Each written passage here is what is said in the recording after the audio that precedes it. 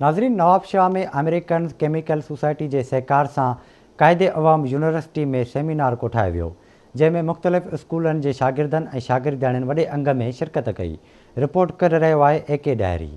नवाबशाह में American chemical society के ताउन से क़ाइदे अवाम इंजीनियरिंग यूनिवर्सिटी में सेमिनार कोठायो वियो, जैमें नवाबशाह के मुख़्तलिफ़ स्कूलन के शागिर्दनि ऐं शागिर्दियाणियुनि पिण शिरकत कई। उन मौके ते सेमिनार के खिताब कंदे vice chancellor professor doctor Salim Raza समूह, प्रोफेसर डॉक्टर इंतसाब अली सदायो ऐं ॿियनि खिताब कंदे चयो त अॼु इन सेमिनार कराइण जो मक़सदु इहो आहे त जीअं स्कूली शागिर्दनि ऐं शागिर्दियाणियुनि खे केमिकल ऐं केमिस्ट्री के ॼाणण बाबति मौक़ो मिली सघे। उन मौके ते सेमिनार में शिरकत कंदड़ महिमाननि ऐं शागिर्दनि आवाज़ टीवी से ॻाल्हाईंदे चयो त स्टूडेंट्स ने बहुत अच्छा आज प्रोजेक्ट्स दिखाए और एग्रोजेम के जो कंट्री हेड हैं वो भी आ रहे हैं और वो भी इन प्रोजेक्ट्स को देखेंगे और होपफुली यहाँ पर बहुत ज़्यादा स्टूडेंट्स, ऐसे टैलेंटेड स्टूडेंट्स मिलेंगे जिनको एग्रोजेम के अंदर जॉब्स भी मिलेंगी। और क्योंकि एग्रोजेम एक ऐसी फैक्ट्री है, एक ऐसी ऑर्गेनाइजेशन है, एक ऐसी कंपनी है जिसके अंदर पेस्टिसाइड्स का बाइंग, सेलिंग और पेस्टिसाइड्स के ऊपर और किसानों को गाइड करना और वो चीज़ें सारी होती हैं। हम मैक्सिमम बच्चों को, वो स्कूल्स के हैं जैसा कि आप देख रहे हो, और वो जैसे कि यूनिवर्सिटीज़ के हैं, उनको मैक्सिमम एक्सपोजर दें, उनको मैक्सिमम प्लेटफॉर्म दें लर्निंग का।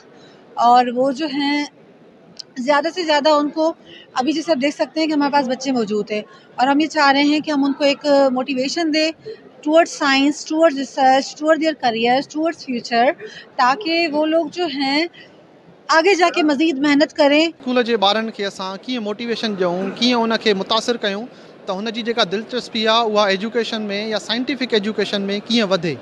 सो डिफरेंट क़िस्म जा, मुख़्तलिफ़ क़िस्म जा तजुर्बा केमिस्ट्री जा, इंजीनियरिंग जा रखिया विया आहिनि, जंहिंमें हू सिखंदा त केमिस्ट्री या इंजीनियरिंग खे कीअं फॉलो कबो आहे, उनमें छा थींदो आहे। तमामु मूंखे सुठो जेका मूंखे इंफॉर्मेशन आहे त यूनिवर्सिटीअ में अहिड़ो प्रोग्राम जेको आहे सो स्टूडेंट्स तमामु सुठे नमूने ऑर्गेनाइज़ कयो। जेके असां यूनिवर्सिटी स्टूडेंट्स आहिनि उन जे विच में गैप आहे जेको थ्योरी एंड एक्सपेरिमेंटल नॉलेज खे उनखे कवर अप करण लाइ हिन असांजो जेको इहो 2 डेज़ जो इवेंट आहे जंहिंजो नालो आहे American chemical society of chemical engineers क़ाइदे अवाम चैप्टर। हिन में मोर देन 10 यूनिवर्सिटीज़ पार्टिसिपेट करे रहियूं आहिनि, जीअं कराची यूनिवर्सिटी थी वई, IBS अखर थी वई, Shah Abdul Latif university, university of Sindh. Chemical ऐं केमिस्ट्री के शोबे जो तमामु घटि रुझान आहे, जंहिंखे हथी वठण लाइ अहिड़े क़िस्म जा सेमिनार कोठाया वञनि त जीअं जिन खे ॼाण न हुजे उहे ॼाण हासिल करे सघनि। कैमरामैन अहद मेमन सां गॾु AK डायरी, आवाज़ TV न्यूज़, नवाबशाह।